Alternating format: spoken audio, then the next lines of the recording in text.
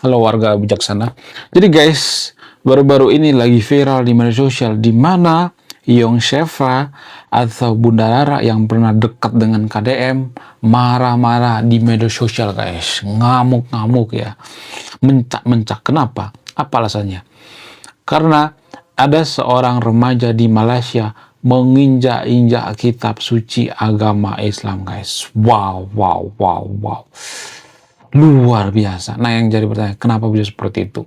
Kenapa ada orang yang tega menginjak-injak ayat-ayat kitab suci gitu? Apa alasannya? Apakah orang ini stres gitu ya? Apakah orang ini frustasi dengan agamanya gitu? Bagaimana fakta yang sebenarnya? Tapi disclaimer on ya, saya tidak nyuruh yang nonton video untuk menginjak-injak kitab suci ya. Jangan ya, itu bukan perbuatan yang bagus ya. Kita sebagai kaum intelektual harus berpikir rasional. Nah, yang jadi pertanyaan, kenapa orang-orang seperti ini ada gitu? Apa alasannya? Apakah karena mereka membenci agama itu sendiri atau tidak? Apakah karena mereka malas melakukan ritual ibadah atau tidak? Apakah karena mereka itu frustasi atau tidak? Dan di luar negeri juga kalau saya perhatikan banyak orang seperti ini, terutama anak-anak muda. Dan kalau saya perhatikan, biasanya yang melakukan ini biasanya itu adalah remaja. Di Indonesia juga kan ada seperti ini ya, yang menginjak-injak Quran gitu ya. Ada, tapi biasanya korbannya remaja kalau saya perhatikan. Nah, yang jadi pertanyaan, kenapa bisa seperti itu? Apa alasannya? Apakah ini dipengaruhi oleh doktrin agama? Apakah ini dipengaruhi oleh lingkungannya? Apakah dipengaruhi oleh pergaulan dan sebagainya? Bagaimana fakta yang sebenarnya? Jadi gini guys, secara psikologi, orang yang masih remaja itu masih pencarian jati diri ya. Orang-orang seperti ini biasanya masih labil ya. Saya juga mengalami ya waktu remaja gitu ya, pencarian jati diri. Yang kadang saya perilakunya aneh-aneh gitu ya. Tapi nggak sampai bakar kitab suci juga ya. Kadang saya, dulu saya sering mengkafir-kafirkan agama lain guys. Dulu ya. Dulu saya mabuk agama guys. Jadi kondisi daripada orang yang mabuk agama itu tidak bisa berpikir rasional guys. Dan dugaan saya, ya, kenapa ada tindakan seperti ini? Dugaan saya, ini mungkin dipengaruhi oleh yang mabuk agama gitu ya. Mungkin lingkungannya gitu ya. Mungkin dia dipaksa gitu ya. Karena gini ya, nggak semuanya tapi ya, nggak semuanya di Konoha seperti itu. Karena gini, saya tuh punya pengalaman pribadi guys. Ya, saya tidak mengatakan ini terjadi di Indonesia ya. Dan ini hanya di Konoha. Jadi saya punya cerita gitu ya. Jadi teman saya pernah cerita, dia nggak mau melakukan ritual ibadah gitu ya, dia nggak mau sholat apa segala macam. Bukan berarti saya nyuruh yang untuk tidak sholat ya. Karena apa? Karena waktu kecil dia suka dipukulin oleh orang tuanya gitu ya. Jadi dia mendapat perlakuan yang tidak baik lah waktu kecil gitu. Karena apa? Karena telat sholat gitu, kemudian karena tidak melakukan ritual ibadah. Padahal kan masih kecil ya, masih oh, SD gitu ya. Anak SD kan nggak terlalu menggunakan kekerasan ya. Jadi dia menganggap bahwa agama itu sesuatu hal yang harus ditakuti gitu ya. Sebenarnya orang tuanya juga kan, sebenarnya kita nggak bisa menyalahkan orang tuanya. Karena orang tuanya juga kan berpikir bahwa kalau anak ini nggak melakukan ritual ibadah, maka akan masuk neraka gitu ya. Makanya di video saya sebelumnya saya bahas nih ya. Gini guys, kadangkala kedisiplinan kita melakukan ritual ibadah itu bukan karena kesadaran kita gitu, tapi karena ketakutan kita. Sama seperti pengalaman daripada teman saya ini. Teman saya ini ya dulu waktu kecil ditatar sama papanya gitu ya. Pokoknya keras ya, dalam beragama itu keras ya. Nggak boleh ya bolong-bolong sholatnya, nggak boleh, sekalipun nggak boleh. Sehingga apa? Sehingga dia dendam gitu ya, ada semacam dendam pribadi. Mungkin dia dendam sama orang tuanya, tapi pelampiasannya jadi agama gitu. Jadi dia berpikir bahwa kok agama seperti itu ya. Tapi nggak semuanya seperti itu, disclaimer on ya. Ini cuma pengalaman pribadi teman saya ya. Lalu ketika dia dewasa, malah dia nggak beragama guys. Jadi mohon maaf bagi intervensi, saya tidak membela orang yang menginjak-injak kitab suci itu ya. Tapi biasanya orang seperti ini harus dibawa ke psikiater gitu, bukan ke penjara sebenarnya. Orang seperti ini harus dibawa ke psikiater ya. Karena apa? Karena masih muda, kecuali sudah tua. Misalnya nih umurnya sudah 50 tahun, 60 tahun ya oke lah. Ya nggak apa-apa lah di penjara. Tapi orang-orang seperti ini kan butuh penataran sebenarnya. Bukan berarti saya membela ya, bukan saya membenarkan ya. Nggak boleh sebenarnya, itu perbuatan yang jahat ya.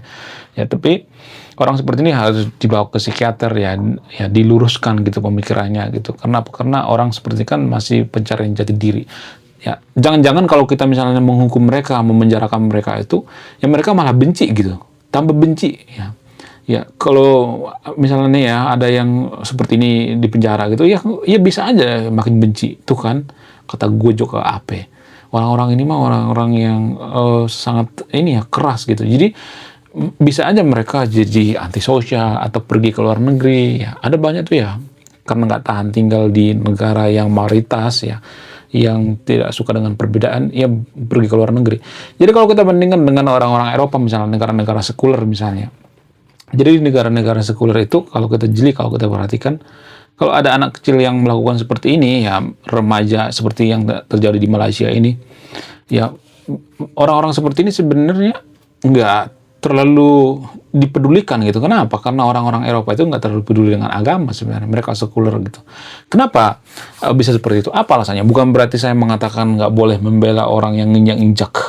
Maksudnya bukan berarti saya mengatakan bahwa yang nginjak-injak kitab suci itu benar. Bukan seperti itu maksudnya konsepnya. Tapi dari sudut pandang pola pikir ya. Jadi pola pikir orang Barat itu, mereka menganggap bahwa kitab suci itu ya kumpulan daripada tinta dan kertas. Jadi kalau misalnya ada orang yang menginjak-injak kitab suci itu ya sama seperti buku ini misalnya. Ini kan kumpulan tinta dan kertas ya.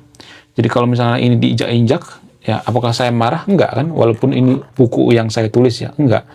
Ya, saya tidak mengatakan saya yang paling benar ya, tapi dari sudut pandang orang Barat ya. Disclaimer-nya bukan dari sudut pandang saya, tapi dari sudut pandang orang-orang Barat atau orang-orang Eropa gitu. Mereka menganggap ya kalau itu dipijak-pijak ya tinggal print lagi gitu. Itu kan kumpulan tinta dan kertas. Yang sebenarnya yang perlu yang diseriusin itu orang-orang yang melakukan kekerasan sebenarnya. Dia kan nggak merugikan orang lain kan. Oke lah, ya merugikan umat muslim yang nginjak kitab suci misalnya.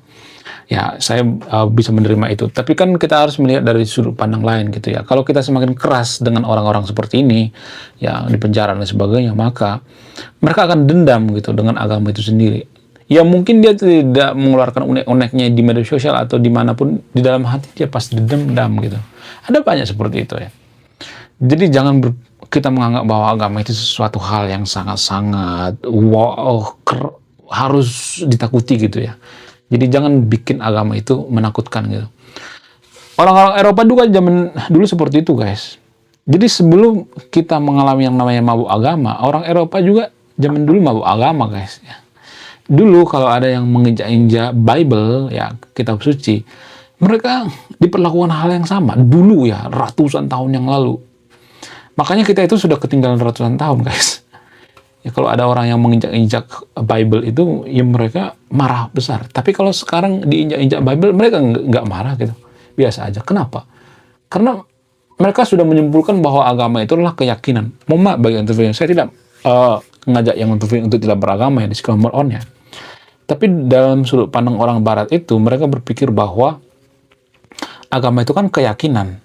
Nah, kalau misalnya ada yang mengatakan, ya justru keyakinan, makanya kita harus menghargai keyakinan orang lain. Oke, saya juga mengakui. Tapi keyakinan itu kan nggak bisa dibuktikan secara ilmiah gitu.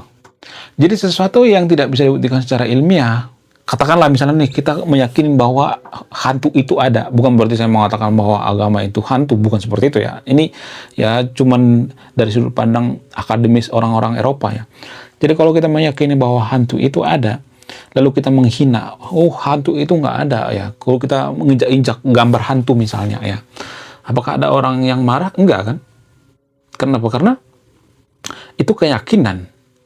Jadi pola pikir orang Barat juga seperti itu. Kalau mereka menginjak-injak Bible ya, menginjak-injak kitab suci agama Kristen, bukan berarti saya memperbolehkan ya. Mereka berpikir itu kan keyakinan.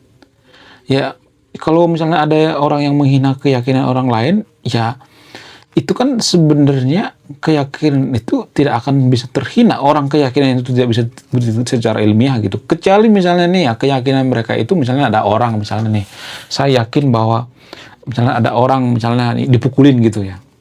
Itu kan baru namanya menghina keyakinan orang lain gitu ya. Misalnya ada memukuli seseorang, itu baru menghina karena seorang itu kan bisa dibuktikan secara ilmiah gitu. Tapi keyakinan kan nggak bisa. Abstrak. Bukan berarti saya nyuruh ya. Itu dari sudut pandang yang paling modern gitu. Tapi pola pikir seperti ini agak aneh ya kalau di Konoha kalau saya perhatikan.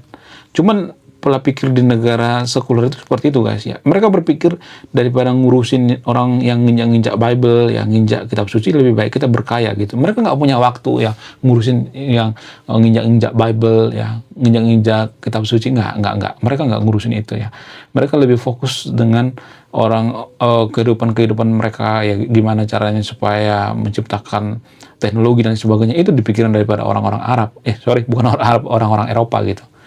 Ya, jadi kalau mereka melihat orang injak-injak kitab suci gitu, mereka seperti melihat bahwa mereka menginjak-injak, dari sudut pandang orang Eropa ya, menginjak-injak yang namanya gambar hantu gitu. Karena kan keyakinan. Jadi kita kan nggak bisa mendefinisikan bahwa agama itu adalah keyakinan. Kita menganggap bahwa agama itu bukan sebatas keyakinan, adalah logika gitu. Jadi banyak warga Konoha berpikir bahwa agama itu adalah logis, sesuatu yang logis gitu. Maksudnya sesuatu yang objektif gitu, bukan subjektif. Dan ini susah saya jelaskan ya.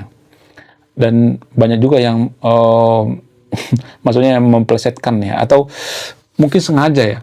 Jadi gini guys, agama itu kan subjektif ya. Subjektif itu artinya keyakinan, tidak bisa dibuktikan secara ilmiah. Beda dengan objektif. Objektif itu kan ilmiah. Misalnya nih ya, ini parfum misalnya. Apakah ini ada? Ada dong ya. Ini objektif. Kalau keyakinan itu misalnya, apakah keyakinan itu bisa dibuktikan secara ilmiah? Nggak bisa kan? Keyakinan itu nggak bisa dibuktikan secara ilmiah guys. Makanya kalau ada orang yang mengatakan menurut keyakinan saya bahwa ini tidak ada, itu kan nggak bakalan masalah gitu ya. Sama seperti kitab suci misalnya. Ya kalau misalnya ada orang yakin bahwa kitab suci itu menurut mereka itu sebuah keyakinan ya, tidak bisa dibuktikan secara ilmiah, ya kan dari sudut pandang orang-orang barat itu ya mereka berpikir ya terserah aja, nggak jadi masalah gitu ya. Mereka sibuk dengan pekerjaan-pekerjaan mereka gitu ya. Mereka nggak sibuk mengurusi yang namanya yang berbau keyakinan. Itu dari sudut pandang pola pikir ya, bukan berarti saya nyuruh yang tufil untuk menginjak-injak kitab suci ya. Ini dari sudut pandang pola pikir. Makanya kalau ada yang bakar foto Yesus di Eropa, kemudian Bible dirobek-robek, diinjak-injak dan sebagainya, biasanya ya mereka ini nggak bakalan diapa-apain gitu, biasa aja gitu. Ya karena apa? Karena itu kan ranah keyakinan. Ya karena di sana banyak yang agnostik gitu ya. Apa sih pola pikir daripada agnostik itu? Bukan berarti saya nyuruh yang untuk jadi agnostik ya. Jadi orang-orang agnostik itu berpikir, iya agama itu kan belum terbukti secara ilmiah. Kalau misalnya mengatakan, oh terbukti kok ada surga, mana datanya? Nggak ada kan yang bisa membuktikan bahwa surga itu ada. Jadi nggak terbukti secara ilmiah. Jadi jangan berpikir bahwa kalau misalnya nih ya, ada orang yang mengatakan surga itu ada, bisa dibuktikan secara ilmiah, nggak bisa kan. Itu kan cuma katanya dan katanya gitu. Kalau misalnya mengatakan, oh nggak ada kok di kitab suci, apakah bisa dibuktikan secara ilmiah? Nggak bisa. Kalau misalnya mengatakan, surga itu kan sama seperti angin ya, lu nggak bisa pegang tapi bisa ngerasain. Angin dan surga itu kan beda. Surga itu kan tempat. Angin itu kan sesuatu yang berbau gas gitu. Jadi kita tidak bisa membandingkan antara gas dengan tempat. Itu kesalahan logical fallacy menurut saya pribadi ya. Jadi makanya orang-orang barat itu maju karena apa? Karena berpikir mereka itu ya sangat rasional ya. Mereka tidak dibutakan dengan yang namanya keyakinan itu, keyakinan ini ya. Menurut kalian gimana? Apakah yang saya katakan ini benar atau tidak? Ya, tolong ditulis di kolom komentar ya. Saya tidak berpihak di sini ya. Saya tidak berpihak pada yang menginjak-injak kitab suci ini. Saya tidak berpihak pada orang Eropa. Saya tidak berpihak pada Young Shevra atau Benerara. Saya berpihak pada data ilmiah ya. Ini diskusi ilmiah guys ya. Menurut kalian gimana? Coba tulis di kolom komentar ya. Kemudian kenapa di Konoha itu banyak orang yang meyakini bahwa agama itu adalah objektif bukan subjektif, itu apa alasannya? Dan ini sebenarnya secara antropologi kita itu adalah masyarakat yang sangat mistis ya. Jadi masyarakat yang sangat mistis itu nggak butuh jawaban yang rasional gitu. Nggak butuh jawaban-jawaban yang masuk akal. Yang penting jawabannya itu memuaskan. Makanya kalau Anda jadi ya konten-konten seperti bahas hantu ya, konspirasi dan sebagainya, rame di media sosial. Kenapa bisa seperti itu? Kenapa? Karena konten-konten hantu ya, konten-konten yang tidak rasional itu kan nggak butuh orang untuk berpikir gitu ya. yang mereka butuhkan itu apa? Yang mereka butuhkan itu sebenarnya ya jawaban yang memuaskan gitu. Walaupun hantu itu tidak bisa dibuktikan secara ilmiah, walaupun hantu itu nggak ada dan lain sebagainya. Jadi ini menurut saya pribadi ya yang perlu kita perhatikan ya. Kita tuh bangsa yang sangat mistis sekali, dan ini juga yang dikritik oleh Tan Malaka. Bukan berarti saya si paling Tan Malaka ya, bukan berarti saya suka dengan Tan Malaka. Maksudnya bukan saya ngefans banget dengan Tan Malaka, enggak ya, biasa aja ya. Tapi Tan Malaka mengatakan masyarakat kita itu adalah masyarakat yang sangat mistis. Sehingga ketika dia menulis buku Madilog, warga Konoha itu banyak yang salah kaprah bahwa Tan Malaka itu anti agama gitu. Ya, menjauhkan kita dengan agama. Jadi biasanya, mohon maaf bagi yang nonton video ini, yang akhirnya rata-rata di bawah 78 itu biasanya mereka percaya dengan hal-hal yang berbau mistis biasanya. Ya, ini menurut data ya. Karena di negara maju itu kalau saya perhatikan, ya rata-rata mereka akhirnya tinggi guys ya. Jangan berpikir bahwa mereka itu ini ya, bahwa mereka itu akhirnya 78 gitu, enggak. Ya rata-rata IQ mereka itu tinggi ya guys. Tanpa kita sadari. Oke, ya sekian video ini ya. Terima kasih sudah memahami. Ya, saya tidak memojokkan agama tertentu di sini ya. Bukan memojokkan agama A, agama B. Enggak ya. Di sini nggak ada mainstream ya. Saya hanya ngajak yang untuk diskusi, curhat gitu ya. Sekian video ini, terima kasih sudah memahami. Saya kaum intelektual, salam rasional.